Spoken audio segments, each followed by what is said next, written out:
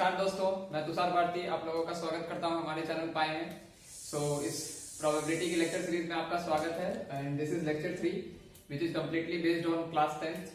हम इसको आगे कंटिन्यू करेंगे जैसा कि मैंने प्रॉमिस भी किया है, but right now it will be focused on completely on class 10th। तो लेक्चर 2 में मैंने आप लोगों को एटलीस्ट एटमोस्ट का फंडा बताया था, जो कि मैंने टच करके बस निकला था। तो आज हम थोड़ा क्वेश्चंस करेंगे उसके ऊपर। मैंने एक क्वेश्चन लिख भी रखा है एक एटलीस्ट पे, और बाकी और भी सारे क्वेश्चंस हम करेंगे। तो सबसे पहले मैं आप लोगों को क्वेश्चन 1 पढ़ देता हूँ फॉर यू ईज। सो एक एक करके हम सारे क्वेश्चन को सॉल्व करेंगे।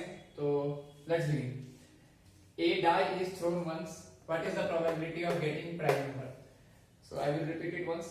A die is thrown once. What is the probability of getting prime number? तो इसको अगर मैं आसान भाषा में बताऊं तो एक बार आपने एक डाई को फेंका और उसकी प्रोबेबिलिटी क्या है कि आप प्राइम नंबर को पाओ। तो मैं इसको सॉल्व कर रहा हूँ और आप लोग भी सॉल्व करो और देखो कि आपका आंसर मेरे आंसर से मिलता है या नहीं। तो क्वेश्चन 1 है ये। तो जब भी प्रोबेबिलिटी आती है तो सबसे पहले आपको फार्मूला यूज करना चाहिए, and the formula is number of favourable outcomes upon total number of possible outcomes. So इस केस में a die is thrown once, so what will be the possible outcomes? So possible outcomes are 1 2 3 4 5 6। So total number of outcomes मैं जल्दी जल्दी लिख रहा हूँ। आशा करता हूँ आपको ये सब चीजें आती होंगी, क्योंकि ये सब चीजें मैंने लेक्चर 2 में और लेक्चर 1 में कवर कर रखा है। तो total number of possible outcome equals to 6। So let's say कि अब आपको फाइंड करना है probability of getting prime number. So let's say event जो है, let's say E is the event of getting prime number. तो इवेंट का मैंने क्या बताया था? Event are the combination of possible outcomes. तो यहाँ पे हमारा इवेंट क्या है? Getting prime number. तो इस प्राइम नंबर से हमारा क्या क्या पॉसिबल आउटकम्स होगा, तो उसको देख लेते हैं। सो possible outcomes of getting prime number क्या हो जाएगा? 2 3 एंड 5। सो फेवरेबल आउटकम्स कितने हो जाएगा? सो नंबर ऑफ, बिकॉज हमें फाइंड क्या करना है? Prime number. तो हमें जो फाइंड करना रहता है वही हमारा फेवरेबल आउटकम्स होता है। So number of favourable outcomes equal to क्या हो गया? 3। सो अब मैं इधर लिख रहा हूँ इस सेक्शन में, ज्यादा नीचे शायद आपको दिखे ना, और दिखे भी तो क्लियरली ना दिखे, तो इसलिए मैं इस पार्ट में आप कंटिन्यू कर रहा हूँ। तो अब मैंने फेवरेबल आउटकम्स को भी फाइंड कर लिया और मैंने total number of possible outcomes भी फाइंड कर लिया। तो अब चीजें आसान हो गई है। अब हमें फाइंड क्या करनी है? पीई। Why P? क्योंकि हमने क्या लिखा है? ई जो है क्या है? इवेंट है ऑफ गेटिंग प्राइम नंबर, और हमें फाइंड भी क्या करना है? Probability of getting prime number. So P E. और मैंने बताया भी कि इस तरह से मैंने प्रोबेबिलिटी को फाइंड करते हैं, मैंने लेक्चर 2 और लेक्चर 1 में बताया भी है। तो what will be the probability? So probability की फार्मूला क्या होती है? Formula of probability number of favourable outcome upon total number of possible outcomes. तो नंबर ऑफ फेवरेबल आउटकम्स क्या है यहाँ पे? 3, और total number of possible outcomes क्या है? 6। तो 3/6 क्या हो गया? 1/2। So this is the answer. आशा करता हूँ कि आप लोगों में से कई लोगों का आंसर आया भी होगा, और जिनका नहीं भी आया है वो आप इस अप्रोच से बना सकते हो। आप मेरे साथ कंटिन्यू करते रहो और आगे के भी क्वेश्चंस को सॉल्व करते रहो खुद से भी। तो मुझे उम्मीद है कि आप प्रोबेबिलिटी अच्छे से कर जाओगे। इसमें ऐसा कुछ है नहीं, ज्यादा टफ भी नहीं है ये। बस आप कॉन्सेप्ट को ग्रास्प करो, जो मैंने लेक्चर 1 लेक्चर 2 में बोला है उसको एक एक बातों को आप थोड़ा फॉलो करोगे तो ये क्वेश्चंस में ज्यादा कुछ है नहीं। और अगर आपका आंसर नहीं आता तो आपको घबराना नहीं है, बस आपको सॉल्व करना है। After all maths is all about practice. तो मैं इसको डिलीट रब कर रहा हूँ और मैं क्वेश्चन 1 को भी रब कर रहा हूँ, और मैं क्वेश्चन 2 आपके लिए पढ़ देता हूँ एक बार, और आप वीडियो पॉज करके उसको फिर से बनाने की कोशिश करना और देखो कि आपका आंसर मेरे आंसर से मैच करता है या नहीं। तो सबसे पहले मैं ये रब कर देता हूँ। मुझे थोड़ी कभी कभी डिलीट बोलने की आदत है, क्योंकि मैं एक बीटेक स्टूडेंट हूँ, तो मुझे रब नहीं आता कभी कभी बोलना, तो उसके लिए मैं क्षमा भी मांगता हूँ आप लोगों से। सो क्वेश्चन 2 पे जंप करते हैं। A die is thrown once, what is the probability of getting a number other than 3? A die is thrown once. What is the probability of getting a number other than 3? तो बहुत से लोगों को यहाँ पता होगा। आप आंसर को मैच करो, क्योंकि we can solve this question by 2 approach. So I will tell you about both the approach. So let's solve this question, और तब तक आप भी सॉल्व करने की कोशिश करो। तो मैं इसको यहाँ पे लिखता हूँ, इसके आंसर क्वेश्चन के आंसर को, तब तक आप भी सॉल्व करो। क्वेश्चन 2 है ये। तो इसमें क्या कह रहा है, ए डाई इज थ्रोन वंस। तो आपने जैसे ये देखा डाई, तो आप जानते हो कि आपके पास पॉसिबल आउटकम्स लिखना है आपको, तो पॉसिबल आउटकम्स क्या होगा, आप सीधा सीधे लिखोगे कि सर ये तो एक ही चीज है, पॉसिबल आउटकम 1 2 3 4 5 6 होगा। तो मैंने बोला सही बात है। तो आप बोलोगे total number of possible outcomes क्या हो गया, total number of possible outcomes कितना हो गया, total number of possible outcomes 6 हो गया। ठीक है, अब चलते हैं क्वेश्चन की तरफ, जो मेन क्वेश्चन है, what is the probability of getting a number other than 3। तो मैं क्या कह रहा हूं कि मैं कह रहा हूं कि let's say E is the event of getting a number other than 3। मतलब कि मैंने उस इवेंट को जहां पे कि नंबर हमें आ रहा है वो 3 नहीं है, उसको E माना है। क्योंकि यहाँ क्या कर रहा है, हमें उसकी प्रोबेबिलिटी फाइंड करनी है जिसमें कि नंबर जो है 3 नहीं है, 3 नहीं है, माइंड यू 3 नहीं है, not 3, other than 3। Other than 3 means that you are getting all number but not 3।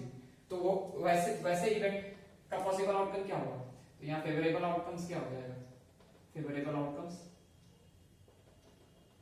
Not 3 है। तो आप बोलोगे सर नॉट 3 है मतलब 3 को क्रॉस कर दो, बाकी जितने भी है। तो मैं बोलूंगा बिल्कुल सही, 1 2 4 5 एंड 6। तो total number of favourable outcomes क्या होगा, total number of favourable outcome कितना हो गया, 1 2 3 4 एंड 5। तो 5 हो गया। तो आप बोलोगे सर, मैं इधर लिख रहा हूं, आप बोलोगे सर प्रोबेबिलिटी ऑफ ई जो हो जाएगा इस केस में क्या हो जाएगा, total number of favourable outcomes upon total number of favourable outcomes, sorry possible outcomes. तो आप बोलोगे 5 सर न्यूमरेटर में आ जाएगा because 5 is the number of favourable outcomes and possible outcomes क्या है 6। तो 5/6 इज योर आंसर। सो मुझे उम्मीद है कि आप लोगों में से कहीं का ये आंसर आया होगा, और मुझे ये भी पता है कि आप में से बहुत कोई लोगों ने इस अप्रोच से नहीं किया होगा। तो मैं आपको अप्रोच 2 भी बताऊंगा, तब तक मैं इसको रब कर देता हूं। आशा करता हूं कि आप यहां तक समझ गए होंगे। और अगर आपको कोई प्रॉब्लम होगा तो मैंने शायद अपने लेक्चर 2 में आप लोगों को, या शायद लेक्चर 1 में अपना मेल आईडी दिया है, तो आप देख लेना वो लेक्चर 1 में या लेक्चर 2 में, तो आप उस पर मेल भी कर सकते हो अगर आपको कुछ क्वेरी है। तो I will try to give answer to your query. तो इसका अप्रोच 2 देखते हैं, दैट वाज अप्रोच 1। तो अप्रोच 2, तो मैं इसलिए बोल रहा हूं कि अप्रोच 2 होगा क्योंकि आप क्वेश्चंस के वर्ड पे जाओ। What is the probability of getting a number other than 3? what is the meaning of this other than 3? It means that you are getting a number which is not 3। आपकी range क्या है, आपके possible outcomes क्या क्या है इसमें, possible outcomes है आपके 1 2 3 4 5 एंड 6। अब मैं बोल रहा हूँ कि what is the probability of getting a number which is not 3। तो आप बोलोगे सर ये सब है। तो मैंने आपको लेक्चर 2 में बताया था कि जब भी ऐसा कोई केस आए where the question ask you about not, it means that आपको ये हिट करना चाहिए कि the question is indicating you towards what, complementary event. तो यहाँ पे इवेंट मान लो जैसे कि मैं बोल रहा था उस केस में अप्रोच 1 में कि ई जो है इवेंट है of getting a number other than 3। तो कॉम्प्लीमेंट्री इवेंट क्या होगा, which is not E, not E is complementary event, complementary event. तो वो क्या हो जाएगा, तो मान लो सपोज मान लो लेट से मैं ई बार कर देता हूं, उसको मैं कॉम्प्लीमेंट्री इवेंट बोल रहा हूं, ई बार इक्वल्स टू कॉम्प्लीमेंट्री इवेंट। तो उस केस में क्या हो जाएगा, ई बार इसका कॉम्प्लीमेंट्री क्या होगा, other than 3। It means that I am asking you about the probability here in this case, I am asking you about the probability of getting number which is 3। तो what is the probability of getting a number 3? तो सिर्फ एक ही case में आपको 3 आएगा, तो इसीलिए इसमें ई बार इसका यहाँ पे फेवरेबल आउटकम क्या हो जाएगा, फेवरेबल आउटकम्स, फेवरेबल आउटकम क्या हो जाएगा 3 होगा सिर्फ। तो that is number of favourable outcomes क्या हो गया,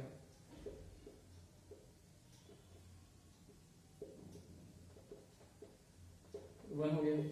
तो मैं क्या बोल रहा हूं, आपको प्रोबेबिलिटी निकालना अदर देन नॉट 3 का, बट मैं अभी आपको क्या बता रहा हूं, कॉम्प्लीमेंट्री इवेंट के बारे में बता रहा हूं। तो what is complementary event, complementary event is the opposite of event. तो not e, it means that you have to find the probability of that event in which you are getting 3. So the probability of getting 3 is what, 1/6. So probability of e bar, I am writing it e bar. So e bar is complementary event. So what is the probability of getting 3? Probability of getting 3 is 1/6.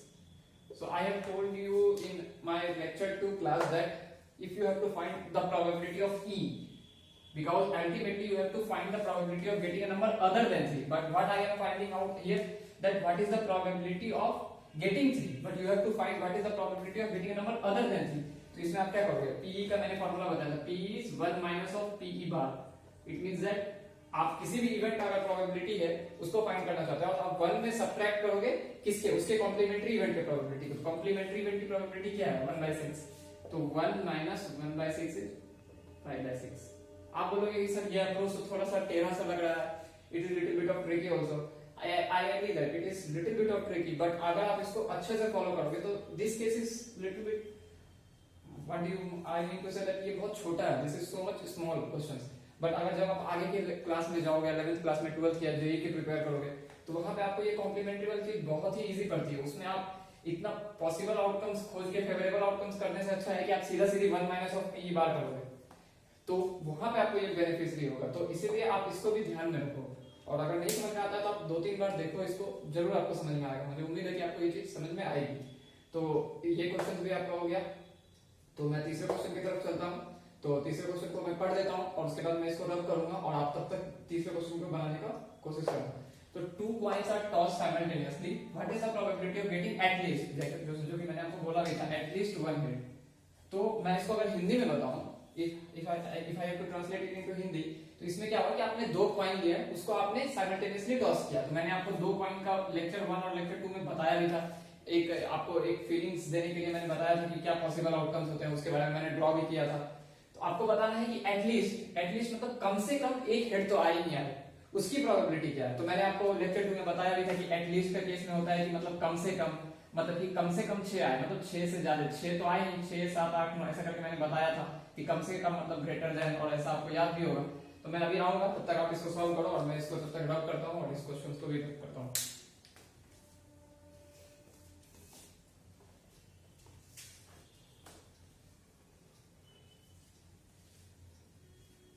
आप बस मेरे lecture को देखते रहो और solve करते रहो. मुझे उम्मीद है कि आपको चीजें समझ में आएंगी, क्योंकि ये इतनी कोई कॉम्प्लेक्स चीजें नहीं है. These are not complex thing, these things just require little bit of practice and you will score enough mark. And also if you want to ask me that mathematics is not about scoring numbers, it's about grasping the concept. So आप जितना grasp करोगे उतना आपको benefit करेगा ये, क्योंकि ये सारी चीजें हमारी रियल लाइफ से जुड़ी हुई हैं. तो अब मैं 2 coins are tossed simultaneously, what is the probability, इसको मैं सॉल्व करूंगा. तो this is question number 3. तो मैं जैसे सबसे पहले मैं फेवरेबल आउटकम्स और पॉसिबल आउटकम्स में सबसे पहले मैं तो इसके जितने भी आउटकम्स है, मतलब total number of possible outcomes क्या होंगे, तो वो मैं बता देता हूँ. तो मैं जैसे मान लो लेट्स से सपोज हेड है, दोनों में हेड आ जाए, ठीक है. या तो क्या हो सकता है, एक में हेड आए, एक में टेल आ जाए. मैं अभी लिख देता हूँ, फिर बाद में मैं नहीं लिखूंगा. या क्या हो, एक में टेल आ जाए, या फिर एक में हेड आ जाए, या फिर क्या होगा, दोनों में टेल आ जाए. तो आप इसको ऐसे भी लिख सकते हो, लेकिन ये अगर मान लो मैं ऐसे को फिर 3 कॉइन कर दिया तो आपको आना चाहिए. तो आप ऐसा देखो, अगर मैं आपको थोड़ा सा बता रहा हूँ जस्ट क्योंकि मैंने इस नेक्स्ट क्वेश्चन में दिया भी है, व्हेन 3 कॉइन्स आर टॉस्ड, तो आप कितनी बार लिखोगे हेड हेड हेड, इतना फिगर नहीं बनाओगे. आपके दिमाग में आना चाहिए अच्छा 2 है तो मुझे तो 2 तो किसी तरह से पुराना ही है, तो आप बोलोगे 2 हेड, फिर क्या बोलोगे 1 हेड 1 टेल. अब 1 हेड 1 टेल को आप किसी तरह से अरेंज करोगे, तो आप 1 हेड टेल को बोलोगे पहली बार में हेड आए, फिर टेल आए, फिर क्या है, टेल आए और फिर हेड आए. इस 1 हेड और 1 टेल से दो कंडीशन राइज होते हैं. मैंने बोला कि 2 हेड है, तो 2 हेड तो चलो किसी भी कंडीशन में 2 हेड होंगे. लेकिन आप फिर बोलोगे कि सर 1 हेड और 1 टेल भी आ सकता है. मैं बोला of course it is quite possible that you will be getting 1 head and 1 tail. तो मैं बोलूंगा कि हाँ 1 हेड 1 टेल तो आ सकते हैं, बट यहाँ पे भी 2 चांसेस है, पहले हेड आए फिर टेल आए, या फिर ये भी हो सकता है कि पहले टेल आए और फिर हेड आए. तो बोलो कि सही बात है, तो इसके 2 चांस हो गए. अब या तो फिर 2 टेल आएगा, तो 2 टेल तो पहले 2 टेल आए या पहले कुछ भी आए, इसका तो कोई सेंस बनता ही नहीं कि पहले क्या आएगा, क्योंकि सिर्फ 2 ही टेल है. तो ये मैं आपको इसलिए बताया क्योंकि इसमें तो आपको इजी पड़ रहा है, वैसे कर रहे हो, लेकिन इस केस में आप नहीं बना पाओगे 3 हेड करके. इसलिए मैं अभी से ही आपको ये बताया ताकि आप, और ये मैं आज के लेक्चर में आपको नहीं बताऊंगा, ये आपको होमवर्क देता हूँ, देखता हूँ कि आपके टोटल पॉसिबल आउटकम्स इसमें कितने आते हैं, फिर मैं आपको एक्सप्लेन करूंगा. तो इस क्वेश्चन पे आते हैं. तो 2 coins are tossed, what is the probability of getting at least 1 hit. तो यहाँ पे मैंने बता दिया कि आपको total number of possible outcomes कितने हो गए, 1 2 3 एंड 4. तो total number of possible outcomes 4 हो गए. अब मैं बोल रहा हूँ कि what is the probability of getting at least 1 hit. So इस mark this point at least. So what is the meaning of at least. अगर मैं इसको हिंदी में बताऊँ तो कम से कम 1 हेड आए. तो कम से कम मतलब क्या होता है, मतलब कि ग्रेटर देन और इक्वल टू 1, मतलब कि 1 तो आ ही आई, 1 से ज्यादा के भी चांसेस को आप बताओ। तो कहाँ ऐसा ऐसी कंडीशन है जहां एक हेड तो आया ही है और एक हेड से ज्यादा भी आया है। तो यहाँ तो 2 हेड आया तो ये तो कंसिडरेबल है, यहाँ भी एक हेड तो आया ही है, ये भी कंसिडरेबल है, यहाँ भी आया है, ये भी कंसिडरेबल है। But is it considerable? No, this is not. Why? क्योंकि यहाँ पे एक भी हेड नहीं आया और मैंने क्या बोला, एटलीस्ट 1 हेड। तो इसीलिए टोटल फेवरेबल आउटकम्स यहाँ क्या हो जाएगा, 3। अब जब भी मैंने ये दो चीजें लिख दी तो आपको प्रोबेबिलिटी फाइंड करने के लिए कोई रोक ही नहीं सकता। अब मुझे कुछ करना ही नहीं, आप बोलोगे सर 3/4 इज द आंसर। क्यों? क्योंकि प्रोबेबिलिटी क्या होती है, favourable outcomes upon total outcomes. मैं इसको नेक्स्ट लेक्चर में भी एक बार बता दूंगा, क्योंकि मैंने इसको फेयर नहीं लिखा है, मैंने सिर्फ आपको कॉन्सेप्ट्स दिया है। इसमें मैंने इसीलिए कॉन्सेप्ट दिया क्योंकि मैं चाहता हूं कि आप इसको भी करके आओ, इस क्वेश्चन को, और तब हम इस दोनों क्वेश्चन को एक बार फिर से डिस्कस करेंगे। तो मुझे लगता है कि आपको ये समझ में आया होगा। लेकिन आप कोशिश करो कि इस तरह से समझने का कि आप जब 2 पॉइंट टॉस कर रहे हो तो या तो 2 हेड आएगा या एक हेड आएगा, एक टेल आएगा। आप इसको फिर आप अरेंज करोगे कि हाँ एक हेड आएगा एक टेल आएगा, बट पहले क्या आएगा, तो इसके 2 केस होंगे, यहाँ एक हेड आएगा और एक टेल आएगा पहले, या फिर क्या होगा, एक टेल आएगा फिर और एक हेड आएगा और फिर बाकी 2 टेल आया तो उसकी, तो टोटल केस क्या हो गया, 1 2 3 एंड 4।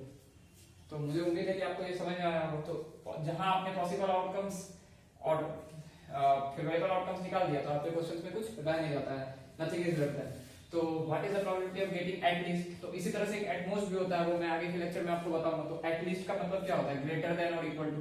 तो मैंने बोला एट लीस्ट 1 हेड, तो एट लीस्ट 1 हेड मतलब क्या है, एक आए या एक से ज्यादा आए, उस हर केस को आप कंसीडर करोगे। You have to consider all that case where you are getting at least 1 head. It means that you are getting 1 और more than 1, so greater than और इक्वल टू। तो कौन से में, यहाँ आपने 2 लिया तो ये हो जाएगा, इसमें भी हो जाएगा, इसमें भी हो जाएगा, बट इसमें आपको एक भी हेड नहीं आया, तो फेवरेबल आउटकम इसलिए आपका 3 हुआ और टोटल आउटकम 4 है, तो 3/4 है। तो आशा करता हूँ कि आपको ये समझ में आया होगा। आज के लिए मैं यहीं तक रखता हूँ और आप इस क्वेश्चंस को प्रैक्टिस करो और आगे के भी क्वेश्चंस को आप प्रैक्टिस करो। मैं ये इन दोनों क्वेश्चंस को मैं नेक्स्ट लेक्चर में लूंगा, तो आप तब तक ये प्रैक्टिस करते रहो। एंड आज के लेक्चर में इतना ही, और मैं हमेशा बोलता हूँ कि maths is all about practice, so keep on practicing and you will definitely grasp all the concept that you need to. So नमस्कार और बाय, और आप लोग सभी को अपना ध्यान रखें तब तक के लिए।